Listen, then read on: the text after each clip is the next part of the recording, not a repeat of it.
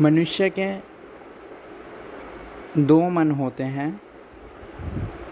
कहने का मतलब ये है, मन तो हर मनुष्य का एक ही होता है, लेकिन मन दो भागों में बटा हुआ है।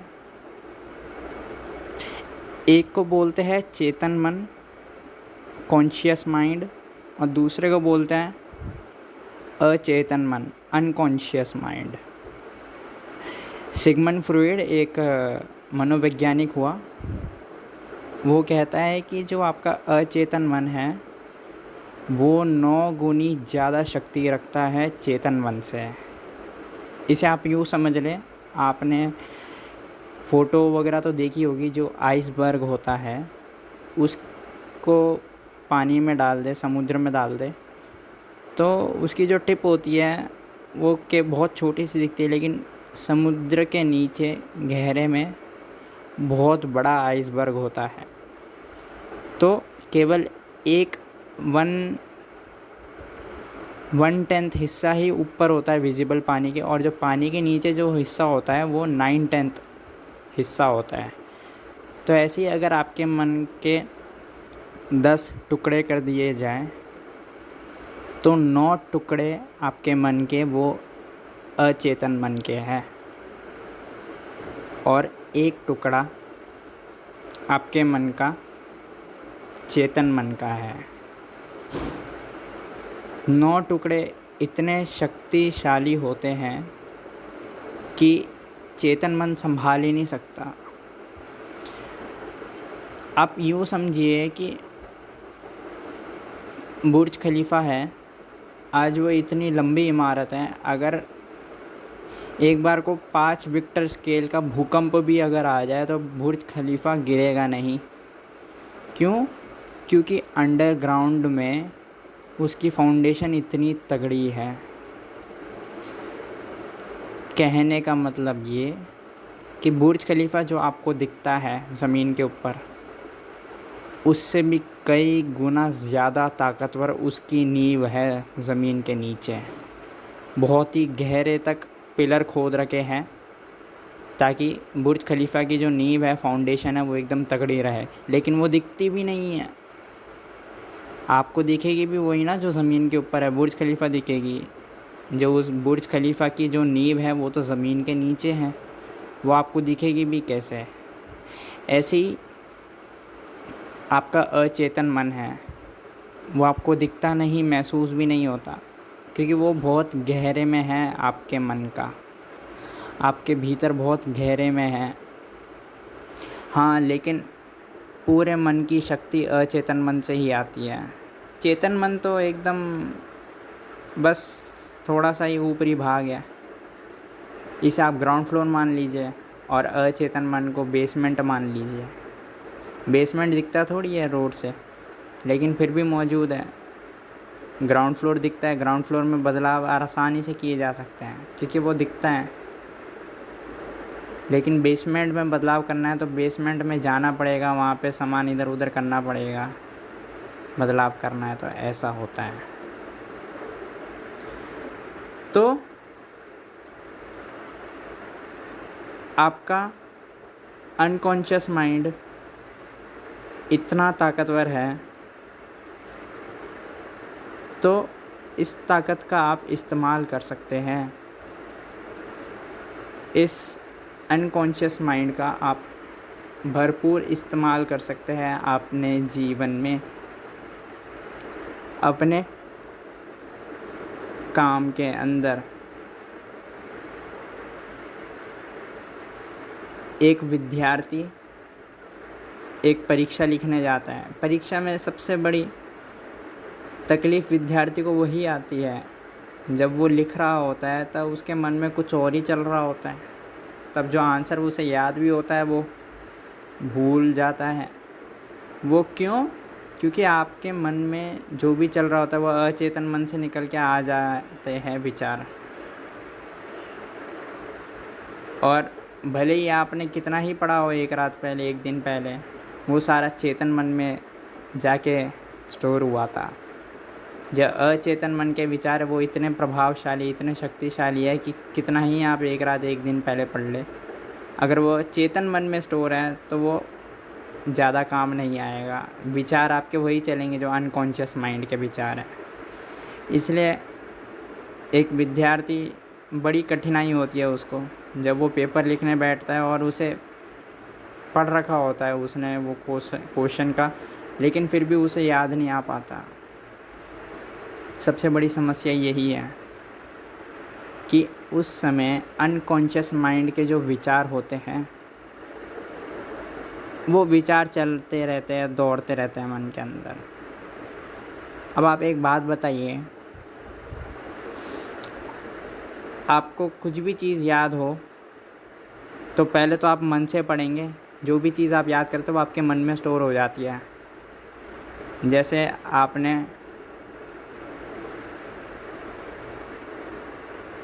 नवकार मंत्र याद करा या गायत्री मंत्र याद करा, तो याद क्यों करते हैं, बोलते क्यों, ताकि आप बार बार बोल बोल के आपके मन के ऊपर छप जाए, और फिर जब अगली बार आपको बोलने के लिए बोला जाए तो मन से पढ़ के आप अपने ज़ुबान से बोल दें। तो मेरी आपको कोई और तरकीब बताने की योजना नहीं है इस वीडियो में। मैं बस आपको बोलता हूँ कि अपने अचेतन मन का इस्तेमाल करें याद करने में। कैसे? अचेतन मन कब कब सक्रिय होता है, यानी अचेतन मन दिखता नहीं है, हो महसूस भी नहीं होता, लेकिन महसूस भी होता है। एग्ज़ाम के टाइम पे जब विचार चल रहे होते हैं तब महसूस होता ही है, बिल्कुल होता है। तो मैं क्या कहता हूँ, आप विद्यार्थी हैं तो उत्तर जो है वो आप याद करें, लेकिन उसे चेतन मन में ना रखें, कॉन्शियस माइंड में ना रखें। उसे सीधा आप अचेतन मन में ले जाएं। जो भी आप आंसर याद करते हैं, जो भी आप पढ़ते हैं एग्ज़ाम के लिए, उसे सीधा अनकॉन्शियस माइंड में ले जाएं, ताकि जब आप एग्ज़ाम लिखने बैठे भी तो विचार जो दौड़ते हैं वो अनकॉन्शियस माइंड के ही दौड़ते हैं। तो जब विचार दौड़ेंगे ही, जब आपने अनकॉन्शियस माइंड में ही स्टोर कर रखा होगा आपने आंसर्स, तो वही दौड़ेगा एग्ज़ाम के समय में, तो लिखने में आसानी होगी, भूलेंगे नहीं, याददाश्त अच्छी बनी रहेगी एग्ज़ाम के टाइम पर। अब सवाल ये है कि अनकॉन्शियस माइंड में कैसे याद रखा जाए जो भी आप आंसर वगैरह लिखते हैं। तो ये मैंने ओशो से सुना था। एक वैज्ञानिक हुआ, यूरोप का कोई वैज्ञानिक था, पता नहीं कहाँ का था, एक वैज्ञानिक था, उसका नाम याद नहीं आ रहा। उसने एक सेंटर खोला था। उस सेंटर में उसने दावा किया था कि दुनिया की कोई भी भाषा है, चाहे चाइनीज़ हो, उर्दू हो, अरेबिक हो, कोई भी भाषा, वो मात्र 20 दिनों के अंदर किसी भी व्यक्ति को सिखा सकता है, चाहे वो महिला हो, पुरुष हो, बूढ़ा हो, बच्चा हो। और आम तौर से कोर्सेज़ कितने होते हैं, लैंग्वेज कोर्सेज़ 2 साल के कोर्सेज़ होते हैं, लेकिन उसने दावा करा था कि 20 दिनों के अंदर वो सिखा सकता है। अब आश्चर्यजनक बात होगी आपको, आपके लिए, लेकिन उसने इसी ट्रिक का इस्तेमाल करा। वो लोगों के अनकॉन्शियस माइंड के दरवाज़े खोलता था और अनकॉन्शियस माइंड के अंदर ही स्टोर कर देता था। अब उसके सेंटर में भी क्लासरूम हुआ करती थी जैसे स्कूल में होती है, लेकिन एक फ़र्क था। उसके क्लासरूम के अंदर जो चेयर्स वगैरह थी वो एकदम गद्देदार आरामदायक चेयर थी, मतलब आपको बैठते ही नींद आ जाए, एकदम टेका लेकर आराम से बैठे। जैसे फ़्लाइट में आप बैठते हैं ना, एकदम आराम से सीट पीछे करके बैठ जाते हैं आराम से, ऐसे जैसे सोफ़े के ऊपर बैठते हैं, ऐसे आरामदायक कुर्सियाँ थी। ऐसी कुर्सियाँ नहीं होती थी उसके सेंटर में जो आपको अपने क्लासरूम में दिखेगी, लकड़ी की सपाट चेयर और एकदम बैक से एकदम स्ट्रेट, टेका भी नहीं ले सकते, आराम से बैठ भी नहीं सकते हैं। ज़्यादा से ज़्यादा आधा घंटा बैठेंगे, उसके बाद ऊब जाएंगे बैठने से। लेकिन उस वैज्ञानिक के सेंटर में चेयर्स वगैरह जो थी वो एकदम आरामदायक थी।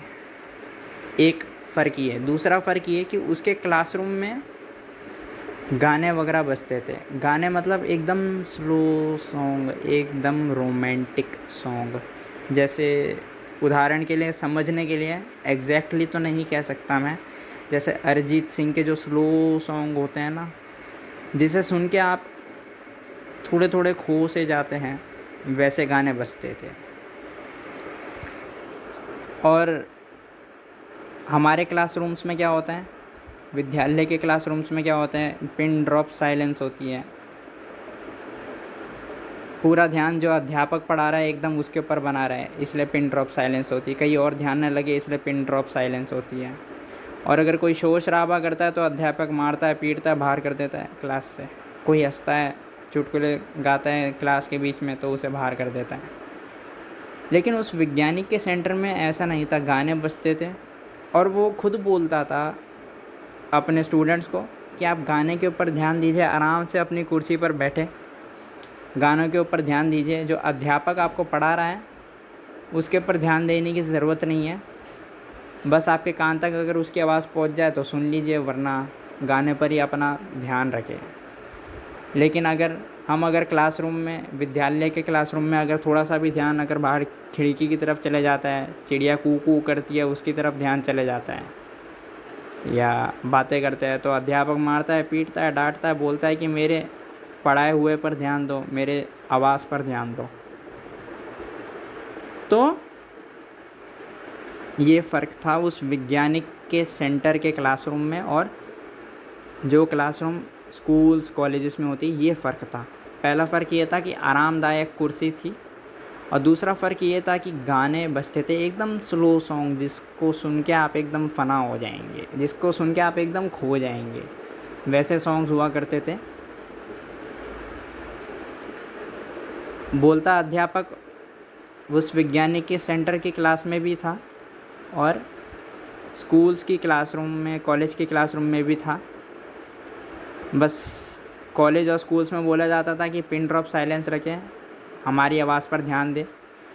और वो वैज्ञानिक बोलता था अपने स्टूडेंट्स को कि आप गाने पर ध्यान दें, अगर टीचर की आवाज़ आप तक पहुंच रही है तो ठीक, वरना गाने पर ध्यान दें, आराम से अपने कुर्सी पर आराम से टेका लेकर बैठिए। और हकीकत में उस वैज्ञानिक ने 20 दिनों के अंदर बहुत लोगों को सिखाई, कितनी भी भाषा सिखाई। यहाँ पे पता है एक फ़र्क आप देखेंगे कि जो वैज्ञानिक का जो तरीका था वो हिप्नोटाइज करने का तरीका था। अगर एक मनुष्य को आरामदायक सारी सुविधा दे दे, जैसे चेयर पे बिठा देता था वो स्टूडेंट्स को, और एक स्लो सॉन्ग जिसमें आप खो जाते हैं वो चला दिया जाए, तो आपका जो अनकॉन्शियस माइंड होता है वो एक्टिव हो जाता है। यानी अनकॉन्शियस माइंड के जो आपके दरवाजे होते हैं वो एकदम खुल जाते हैं। फिर आपके अनकॉन्शियस माइंड के जो विचार है वो तो बाहर आते ही है दरवाजे से, लेकिन जब आपके अनकॉन्शियस माइंड के दरवाज़ा खुला हुआ होता है, उसी समय, एट दैट मोमेंट ओनली, जो भी आप सीखते हैं, पढ़ते हैं, अगर वो अनकॉन्शियस माइंड में चले जाता है तो वो हमेशा के लिए आपको याद रहता है। और वो केवल तब तक जब तक अनकॉन्शियस माइंड के दरवाजे खुले हुए हैं। इसे आप यूँ समझे, राजीव चौक मेट्रो स्टेशन पर मेट्रो आई, अब आपको राजीव चौक से द्वारका जाना है। अब राजीव चौक पर जो मेट्रो आई है उसके दरवाज़े खुले हैं, बस आपके पास केवल 5-10 सेकंड का टाइम है जब तक दरवाज़े खुले हैं मेट्रो के। तो आप एंटर कर जाएंगे तो आप द्वारका तक पहुंच जाएंगे उस मेट्रो में बैठकर। अगर दरवाज़े बंद हो गए तो आप नहीं कर सकते एंटर मेट्रो के अंदर। उस वैज्ञानिक ने वही तरकीब अपनाई। ये जो आरामदायक कुर्सी और गाने के ऊपर ध्यान देना, ये तो बस एक मात्र तरीका है कि आपकी अनकॉन्शियस माइंड का जो दरवाज़ा है वो खुल जाए, और ठीक उसी समय वो टीचरों को बोलता था कि जल्दी से पढ़ाइए। इनका ध्यान भले ही गानों पर है, लेकिन इनके अनकॉन्शियस माइंड का दरवाज़ा खुला हुआ है, ताकि अब ये जो भी ग्रहण करेंगे वो सीधा इनके कॉन्शियस माइंड में स्टोर नहीं होगा, वो सीधा इनके अनकॉन्शियस माइंड में जाकर स्टोर हो जाएगा, क्योंकि दरवाज़ा अभी खुला हुआ है अनकॉन्शियस माइंड का। तो मैं आपको ये नहीं बोलता कि याद करना छोड़ दीजिए, नहीं, याद आप कीजिए, लेकिन याद अपने अनकॉन्शियस माइंड में कीजिए, लेकिन उसके लिए अनकॉन्शियस माइंड का दरवाज़ा खोलना बहुत ज़रूरी है। तो मैं आपको बोलता हूँ, आप खुद को जांचिए। 90% चांसेस ऐसे हैं कि अगर आप गाना सुनेंगे, स्लो सॉन्ग्स, एकदम ऐसे सॉन्ग्स कि आप फना हो जाएंगे, खो जाएंगे, 90% चांसेस ऐसे हैं कि वो आपके दरवाज़े खोल देंगे अनकॉन्शियस माइंड के। तो आप ट्राई करके देखिए, गाना सुनते सुनते भी आप पढ़कर देखिए। गाना सुनते सुनते अनकॉन्शियस माइंड आपका एक्टिव हो जाएगा, और फिर उस समय आप जो भी याद करेंगे सीधा अनकॉन्शियस माइंड में जाके स्टोर होगा, और जो अचेतन मन में स्टोर हो जाता है वो हमेशा के लिए याद रहता है। फिर चाहे आप एग्ज़ाम में लिखें या इंटरव्यू में जवाब दें, या किसी का अनकॉन्शियस माइंड गानों से एक्टिव नहीं होता तो सिगरेट पीने से होता है। सिगरेट पीने से डोपामाइन एक्टिव होता है बहुत लोगों का, तो सिगरेट पीने से अलग ही दुनिया में खो जाता है एक व्यक्ति। बहुत मेरे दोस्त हैं ऐसे, मैंने बहुतों को देखा है ऐसे, सिगरेट पी के अलग ही दुनिया में खो जाता है, और उस समय उनको जो भी सिखाया जाए उनके दिमाग में एकदम से बैठ जाती है बात। दारू के साथ भी ऐसा ही है, कुछ लोगों के साथ ऐसा है कि वो दारू पीते हैं तो उनके अनकॉन्शियस माइंड का दरवाज़ा खुल जाता है, और फिर उनको जो भी समझाया जाए वो एकदम से समझ लेते हैं। कोई चलते चलते पड़ता है, किसी को चलने में इतना रस होता है। तो मैं आपको कहता हूँ, याद कीजिए, लेकिन अनकॉन्शियस माइंड में याद कीजिए। वो आपके एग्ज़ाम में भी काम आएगा, एग्ज़ाम के बाद भी काम आएगा, क्योंकि अनकॉन्शियस माइंड में जो स्टोर रहता है वो हमेशा के लिए स्टोर रहता है, और अनकॉन्शियस माइंड 9 गुनी ज़्यादा ताकत का है कॉन्शियस माइंड के मुकाबले। तो कॉन्शियस माइंड में आप याद करके भी क्यों टाइम और एनर्जी अपनी बर्बाद कर रहे हैं। अभी आप याद करेंगे, शायद अगले ही घंटे भूल जाए, क्योंकि अनकॉन्शियस माइंड इतना ताकतवर है, भुला भी देगा। तो आप पढ़िए, पढ़ने के साथ साथ आप हल्का सा गाना सुनिए, एकदम लो वॉल्यूम पे, एकदम लो, इतनी लो जैसे कि चिड़िया चू चू करती है, एकदम धीरे से आवाज़ आती है। आप अपने कमरे में बैठ के पढ़ रहे होते हैं, लेकिन उसकी आवाज़ आपको परेशान नहीं करती, एकदम इतनी धीमी आवाज़ में गाना बजाइए, पढ़ते रहिए। गाने को अपने कानों तक पहुंचने दीजिए, रोकिए मत, अपने कानों का पर्दा बंद मत कीजिएगा, गानों को अपने कानों तक पहुंचने दीजिए, क्योंकि गाना एकमात्र ज़रिया हो सकता है आपके अनकॉन्शियस माइंड का दरवाज़ा खोलने के लिए।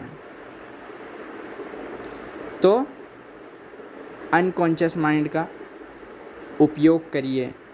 अनकॉन्शियस माइंड का जो हर एक मनुष्य को इस पृथ्वी पर मिली है, उन शक्तियों का सृजनात्मक क्रिएटिव यूज़ कीजिए, पॉजिटिव यूज़ कीजिए। अन्यथा आपकी ही अनकॉन्शियस माइंड आपको ही फेलियर तक भी ले जा सकती है, और आपकी ही अनकॉन्शियस माइंड आपको ही पॉजिटिविटी, सक्सेस तक ले जा सकती है। सब्सक्राइब करें अगर ये चलचित्र मददगार साबित हुई हो तो, और शेयर करें यह वीडियो।